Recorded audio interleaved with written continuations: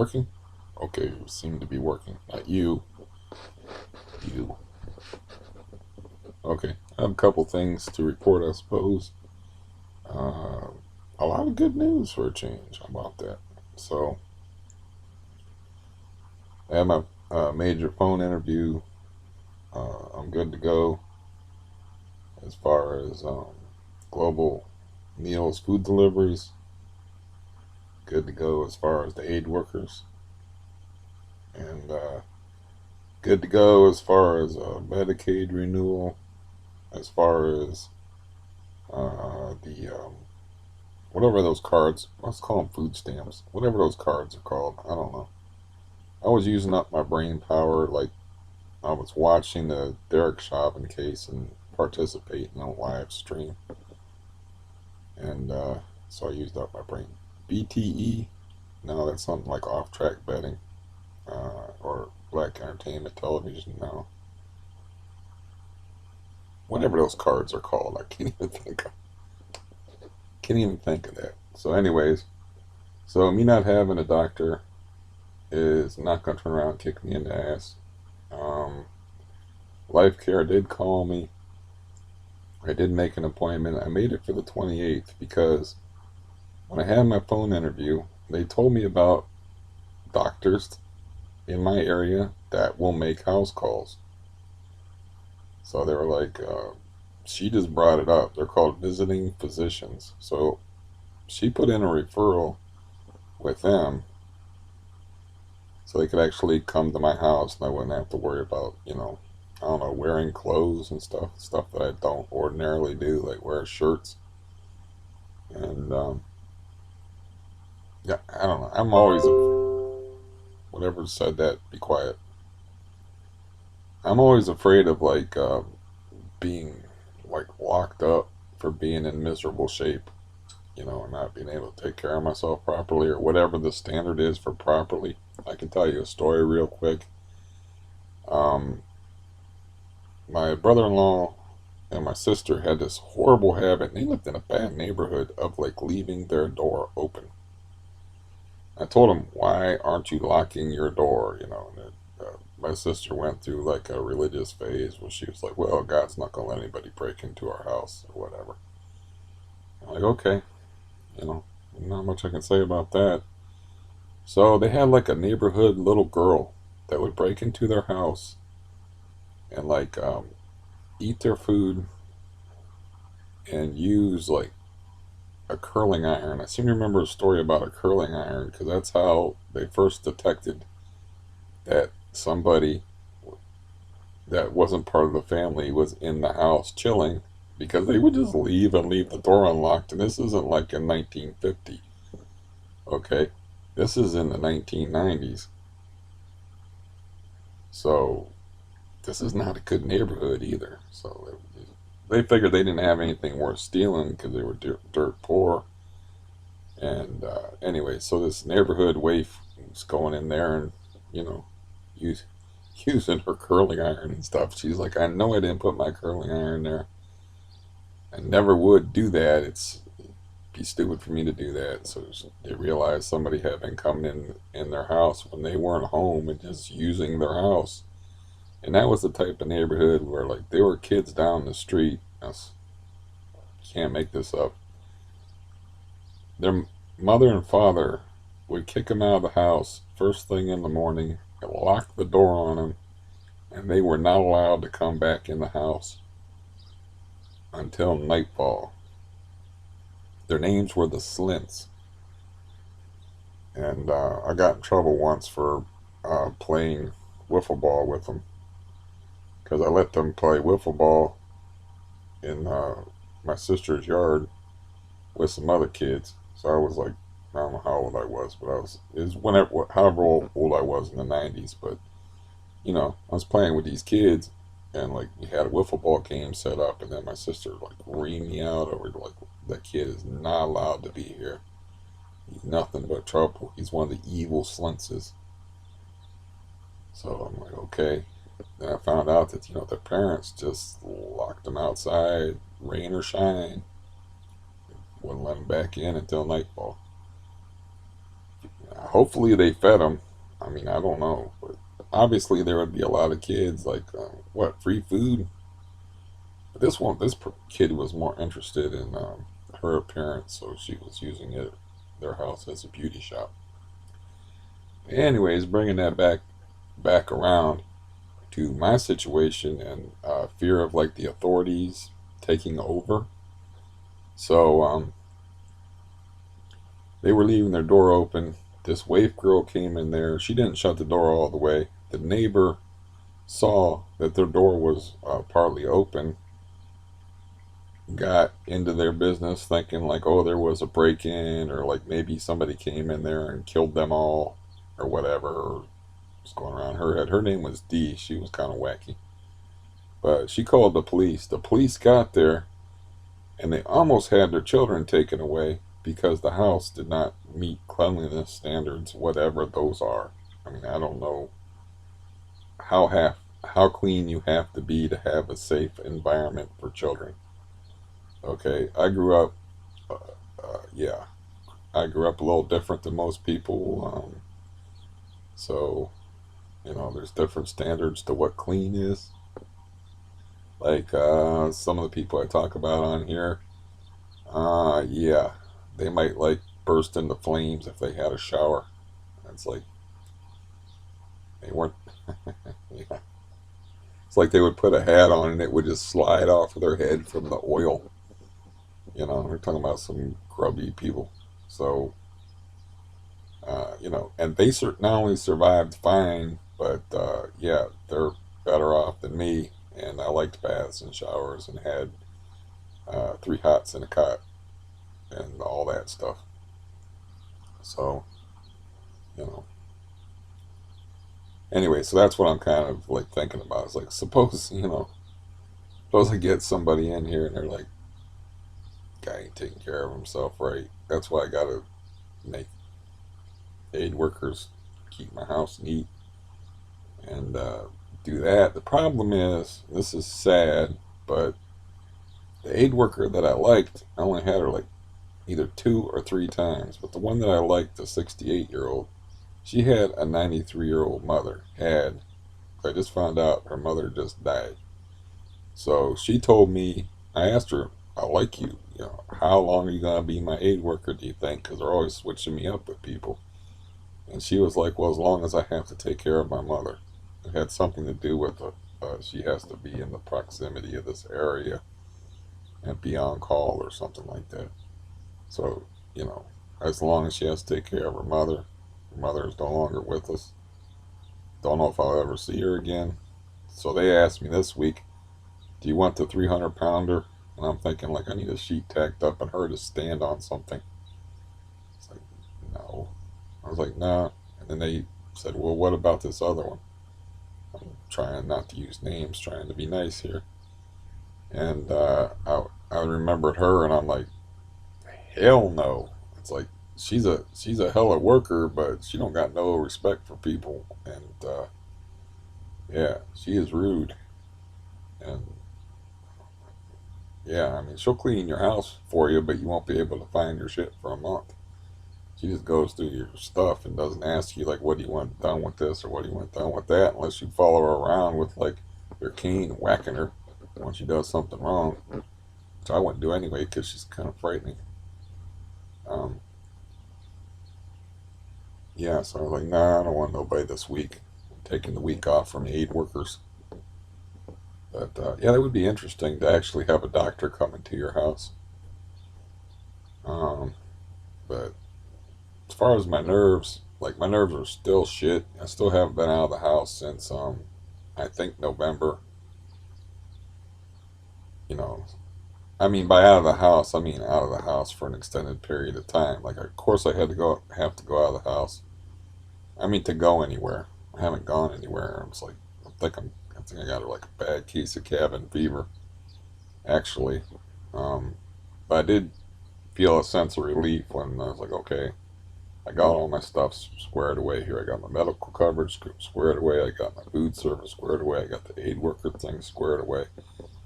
And I have a doctor's appointment. It's like, but I have to get my head straight so I'm not like just falling apart when I go to the doctor because, man, I've been getting like shaky hands and stuff. And I don't think it's a matter of me taking more Valium is going to help that. Because I'm trying to think, like, I had one day where I took triple dose, and then the next day I took double dose, and then I went back to taking half a pills instead of whole pills. But I'm trying to think how much I took yesterday. I don't even know because yesterday is just was me sleeping. It was like I got all that stuff squared away, and then I just slept. I was like, I was shocked. I woke up and it was 9 o'clock in the morning. I'm like, when did I go to sleep, and how did I go to sleep? I slept all. Today's Thursday, I think.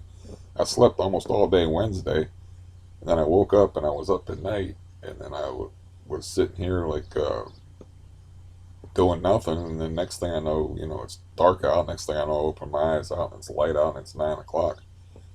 What the hell happened? I didn't even take any melatonin or anything like that. So the stuff that I have to do is so stupid. It's like I have to practice wearing a shirt. I have to practice sitting up. I have to like, make sure I can get my own showers and stuff. And I have to be cleaner. I have to like be more human to make sure that I'm not like gonna have a breakdown or something because I'm going to be getting out of the house for the first time since December, January, February, March, April. 5 months inside. You know, it's in solitary confinement to boot because nobody comes here to visit me. I just see aid workers, you know, probably on an average of once a week tops, maybe three quarters of a visit a week. Cause a lot of times like cancel or they can't.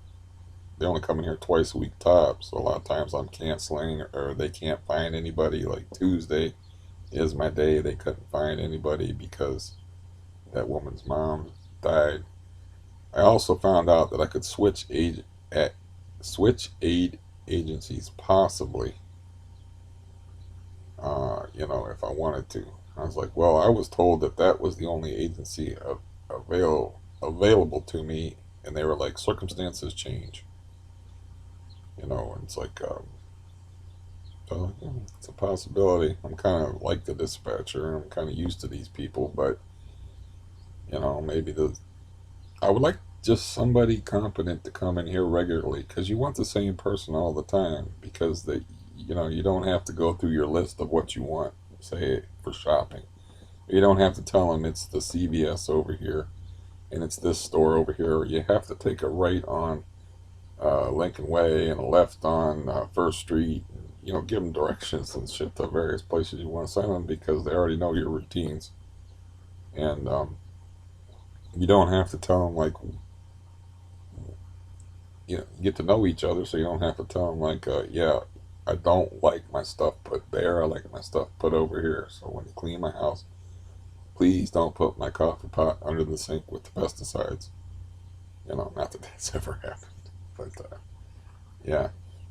Okay, there was something else in there that okay, it came back to me. I shouldn't even. I was about to say there's something I backburnered but couldn't find, but here, I got a constant nice reminder for it right here in my right leg because I did something stupid, which is when I retrieved my stash, which I was like putting off doing. When I climbed up the concrete steps, I used my right leg as my lead leg. I just didn't feel any confidence in my left leg. Now, when I did that before, I used my left leg, but my right leg, today I got swelling in the ankle and the knee. I usually don't have a swollen ankle. So, it's right over there. And to make matters worse is the duct tape held. And unless somebody threw away, I can say this shit now, I guess. Unless somebody threw away the cat house that I made out of um, a cooler, because that's insulated, that's good for wintertime. I just took like a saw and cut a little doorway in this cooler that's like a 30-gallon cooler. It's got the insulation and stuff, and then you um, tape the top shut and you flip it over on its top. The least insulated place of a cooler is the lid. Put that against the ground, and worst comes to worst. your cat can hide in there. So what I did is duct tape to the top of that. You know, I'm taking my chances even talking about stuff like this on here anyway. So, but whatever. Honestly, don't care. You know, I don't. Nobody watches these things. No, it's like I can actually give a different email. I should probably start doing that, but I could give a different email to any of the mental health agencies tell them I have a different email on file. It's like, how are they going to find this then? I think actually the mental health agency does have this email on file, and the one guy don't work there anymore, but I actually sent him videos from this email of me playing guitar. So I thought that one guy, he was doing the "I'm your buddy" routine, like we should get together and do this, or just saying nice things, like that's helpful, because I don't generally say things I don't mean. So, you know, it's like if I could talk to that guy, I could be, look, like, you're gonna be dealing with, if it's your job to work in the mental health field, you should not like lead people along in any way or say things that you don't mean. Just it does. You think you're making somebody feel better, but you're really not. This guy would say all kind of stuff like, it's like yeah, we're a lot alike, and like I could actually see hanging out with you outside of work. You know, it's like trying to build me up, telling me all these positive things about myself. I'm like, oh, this guy likes me. It's like the pretty girl syndrome. Like if I was a beautiful woman and he was a guy in a bar, like giving mad compliments, except for he has a different agenda. I hope. Or had a different agenda. I can't help it, man. I'm just, you know, I'm just like that. It's like I don't understand people, so when people say shit that they don't mean just to say shit, it's like I don't do that. So, and I don't understand why people act like that. It's like you're wasting everyone's time. That's why I would go up to a woman if I wanted to, you know, make sweet, sweet love to her. I was going to say something else and just say, I am attracted to you. I mean, why go through all the bullshit like, plumage, male rigmarole, you know, flash my Rolex or whatever, let her know that I have money or whatever, all that other nonsense, and just cut to the chase. It's like, I'm attracted to you. Are you attracted to me? Let's not waste each other's fucking time here, because my sisters told me, like, women can tell within the first 30 seconds of meeting a dude whether they'll fuck him or not. That's what they told me. And, I had four sisters. Three of them had kids. So, yeah, it's like it's sort of a chemical thing, It's like the whole dumb guy thing where they think they're gonna wear a woman down, or they think they're gonna get in the friend zone to get into the end zone. And it's like you are delusional, dude. It's like you either she wants you or she don't. You're not gonna convince her with your personality that it's gonna go there. It's just, the personality is a plus, but they're gonna look at you and they're gonna hear you talk, and you know they'll be like, "Oh, this guy's not annoying," and man, yeah, okay, this could happen. He could get it, and then you can blow it once they're at the he can get it point, but you can't work your way up to that. It's like trying to play basketball when you're in the NBA when you're 5 feet tall. It's like, yeah, Muggsy Bogues was 5'3". Okay, he pulled that off. So there's always that outlier there. There's always that exception that proves the rule. But anyways, yeah, I mean, so yeah, I hurt my leg doing that. That was dumb.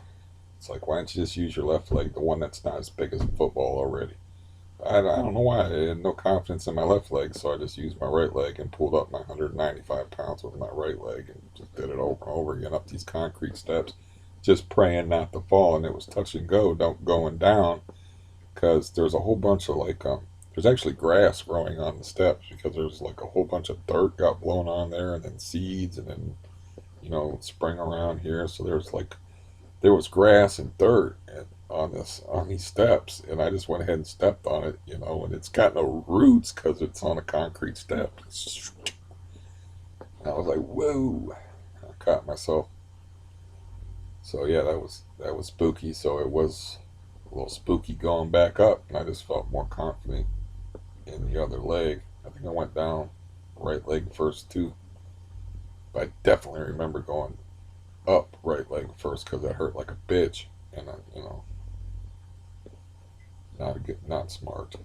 So,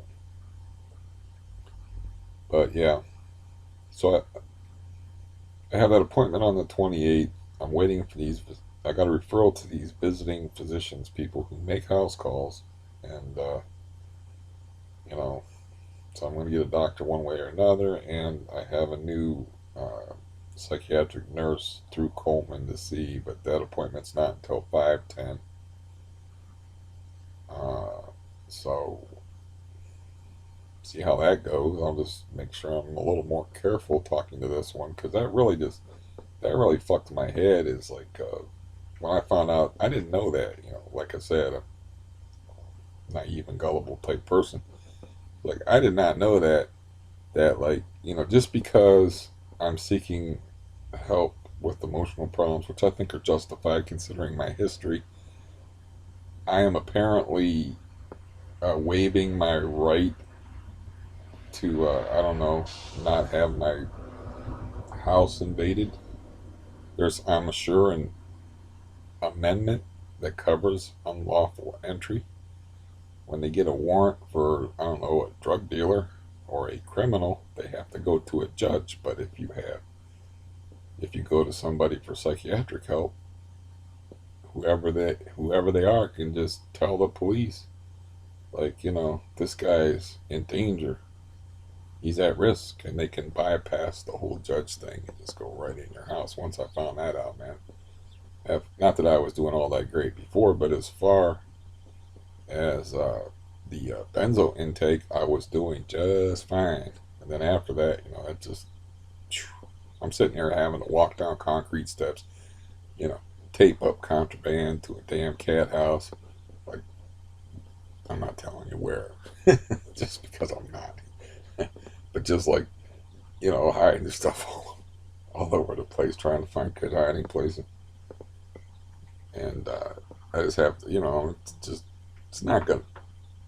It's just the fact that it's a possibility. It's not going to happen now. If it was going to happen, it would have already happened through the Bree person who had, I put that video on here. It's not going to happen now because I'm going to make sure it don't happen. And but as far as like me, I got to make an appointment to the cardiologist too. I mean, I don't know how much blood pressure pills, but I thought about it and I was like, I really don't want to run out of those blood pressure pills because my pulse will get high and that will knock down my pulse. And I don't think Valium alone is going to knock down my pulse when I get tachycardia. So I don't really think it's anxiety, like panic attack tachycardia, where you get the fast heartbeat. I think it has to do with my autonomic disease. So I don't want to be without the metoprolol. As far as like the blood thinners, I'm good for like 3 months. But as far as I have like a month and a half to 2 months left. But I can also get metoprolol through a regular doctor, unless they want to be a prick and say that you should have your heart doctor take care of that. It's like it's just metoprolol, dude. It's not a big deal.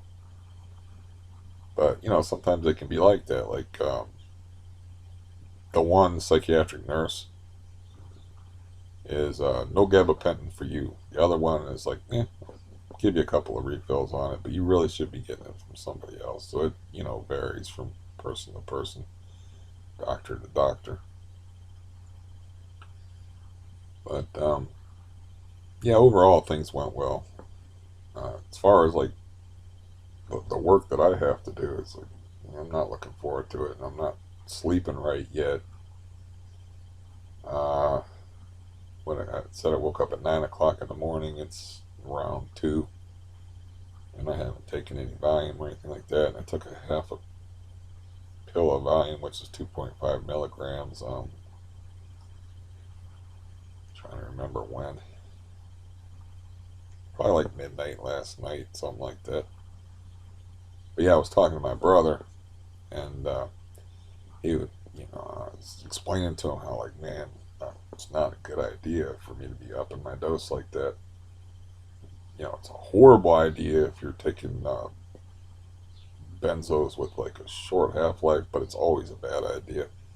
It's like you have to do it sometimes. That's the truth of the matter. It's just like you have to do it. If I'm sitting there like my hands are going like this, and you can actually see that the S I make in my name on the envelope is like it looks like I'm doing it on purpose to be fancy, like some kind of weird fancy calligraphy, and I'm like having to concentrate on keeping my hands still and shit.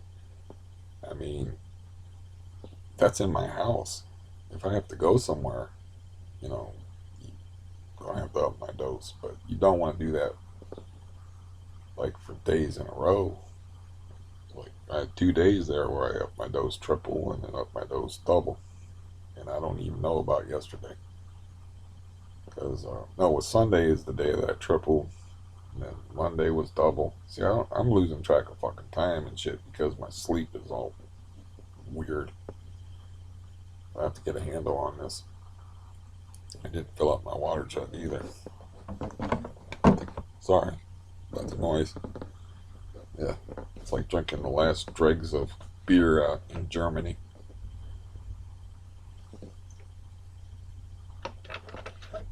Tasty.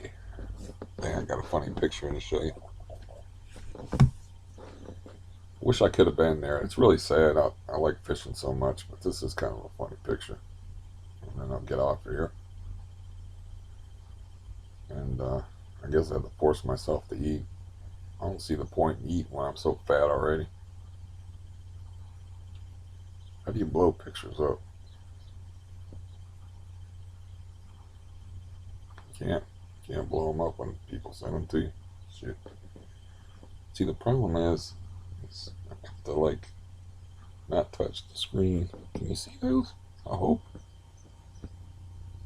Those are donkeys. My brother went fishing at this place. It had 3 ponds in it and 3 donkeys, one for each pond. He said them donkeys are a pain in the ass. Hopefully you saw that. I mean, I don't know. I always forget to put my glasses on if I show you a picture. Put my glasses on. Yeah, 3 ponds and 3 donkeys, one for each pond. I think that's his tackle box in the middle because he said they were trying to eat his tackle box. He's like they were annoying and they like get in your way and stuff, and they're used to people like feeding them, and he's the person that owned the place is like, whatever you do, don't feed them. They won't leave you alone. Like they weren't leaving us alone, even though we didn't feed him. But he put his tackle box down, and like one of them like rolled over his tackle box with his nose, and he's like, well, it's just curious. Next thing he looks over, it's actually biting his tackle box. And he's like, got like the plastic tackle boxes. And he's like, donkey's trying to, this jackass is trying to eat my tackle box, man. Can't have that. If you knew my brother, it would be even funnier because he's very funny about his possessions. So the last thing he would want is for some donkey to bite a hole in his tackle box. But yeah, I told him like they have these things that are like called pocket fishermen's or something like that. It's like, well, you can't take a tackle box when you go back down there. He's and I seem to remember like somebody bought me one, and I think gave most of my fishing shit to him since I'm a shut-in. But it's like a little plastic case that fits where your belt buckle would be, and it's got a tray that flips open. And I was like, yeah, man, you might have to use the plastic um, You might have to use that pocket fisherman thing. It's like, he's like, what do you mean? I'm like, described it like I described to you. And it's like, it goes where your belt buckle does. He goes, yeah, that'll be great. I'll be the first cat in Ohio to get castrated by a damn donkey. I thought about it. I was like, okay. You got me. You really don't want a donkey to come up and start biting around that area. Well, that's not helping you, Eddie. You get it. You don't want to, because I've been bit by a horse before. I suppose like donkeys are similar as far as biting power. And yeah, it hurts. Just so you don't know, if you've never been bit by a horse before, it hurts. It hurts a lot. You will say every swear word that you can think of if you get bit by a horse. They're not, yeah, it's not cool. I have no idea why the horse bit me. I don't know. But in case you don't know, getting bit by a horse hurts. And if you ever get your foot stepped on by a horse, especially in a barn that has a hard floor, you just have to wait. You can punch the horse, you can yell. Punching the horse is dangerous because the horse might turn around and bite you. It depends on the temperament of the horse, but yeah. I've had that experience where I was like, yeah, my dad did the same thing to me that I talked about, where I was like climbing up the ladder and he stepped on my hand, and I just had to sit there and wait. And the horse steps on your foot. If you don't know the horse and it's not your horse, you kind of just have to wait. I mean, horse is a dangerous animal, and it was his rear foot. And I've heard about people getting kicked by horses. I wasn't really interested in getting kicked by a horse.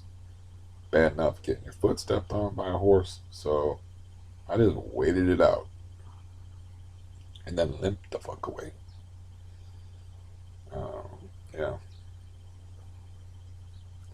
But yeah, that kind of bummed me out. I would have liked to have been on that trip. That would have been funny watching them donkeys trying to eat my brother's tackle box. I get very few yucks like that.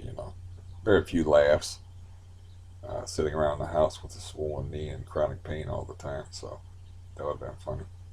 But at least, he's funny. He calls me up and he definitely wants to talk about his fishing trip.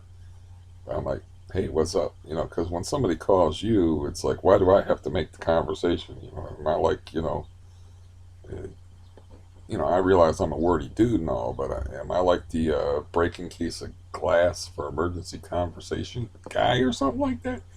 Because he'll call me and I'll be like, hello, and he'll be like, hello, and then it'll just be this huge pause here.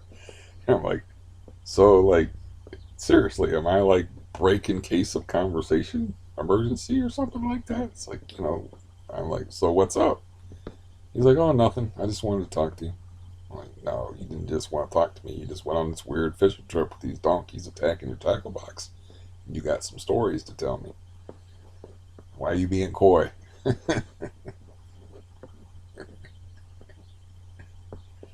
Yeah. So he told me ahead of time that he was going to go to this place. And so while I was talking to him on the phone, I looked up on the computer a video of a woman trying to catch fish from horseback. The first rule of fishing from horseback is do not whack your horse in the head with your fishing rod on the first cast.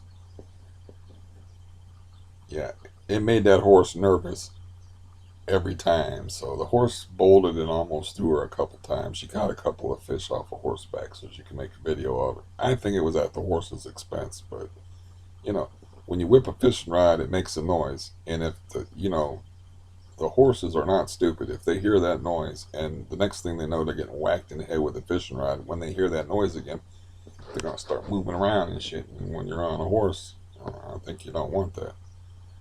Come to think of it, I don't think I've ever ridden a horse. I've been bit by horses. I've been around horses, and they've stepped on my feet, but I've never ridden a horse. I've ridden a motorcycle, never ridden a horse. Yeah, no, never have. But anyways, so I got work to do that I'm not up to. I'm just gonna like lay around today and see what if that takes the swelling down or whatever. I'm in a lot of pain. Uh, try to try to figure out some kind of schedule, but we'll see how it goes. if I'm the same tomorrow, I will just have to fight through it. And like I said, I have to work on some very basic stuff: sitting up, wearing a shirt, which of course involves me wrapping a ace bandage very tightly around my allodynia affected stomach, um, showering, scrubbing, exfoliate, doing all the personal maintenance stuff that I neglect because I just feel like a bad investment right now. You know, it's like the medical community just kind of reinforces that belief about yourself that you're a bad investment. When I was talking to a person in that hour and a half long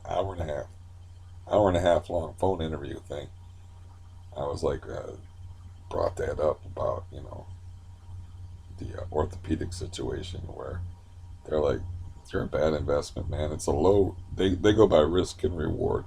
You're high risk and low reward.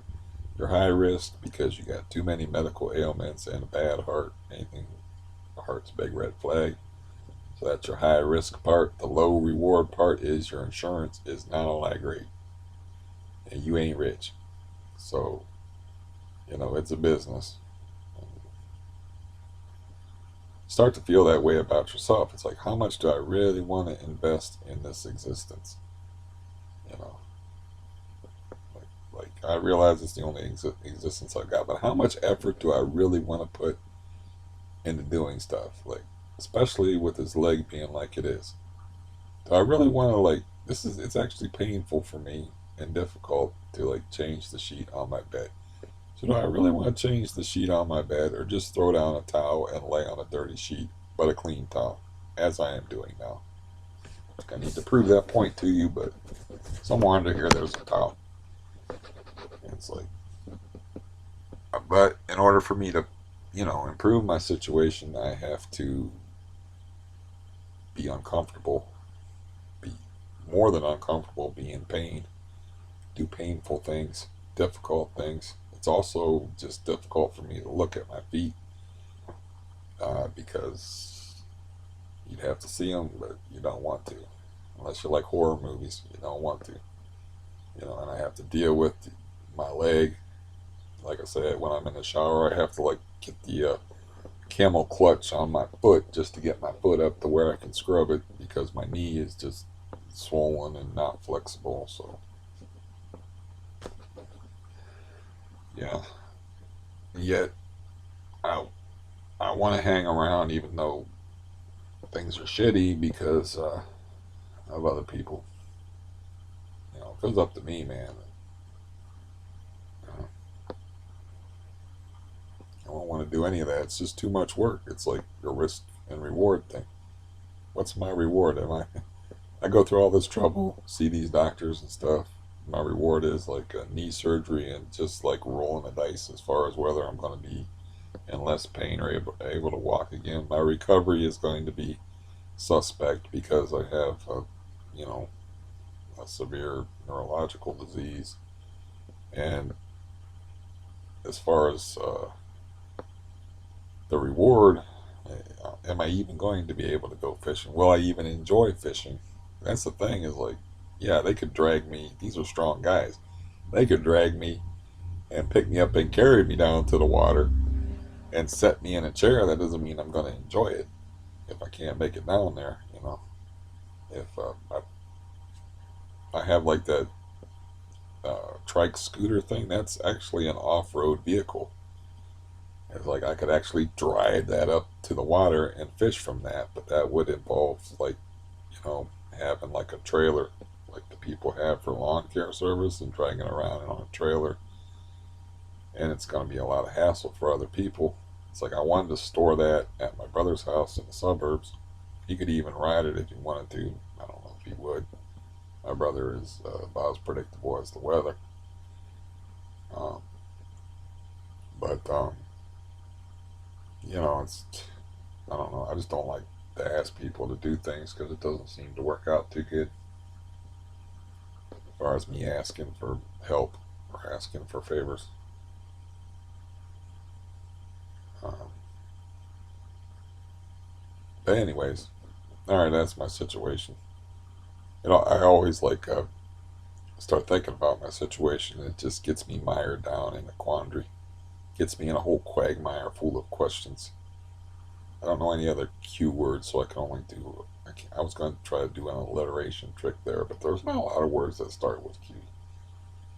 It fills my quarrelsome quagmire of a mind. See, I got the M in there. Full of queries about the. Wait a minute, does quandary even begin with a Q? Yeah, it does. So that's four Qs. That's not bad. You know, I got it. I get an E for effort. Anyways, I'll talk to y'all later. Goodbye.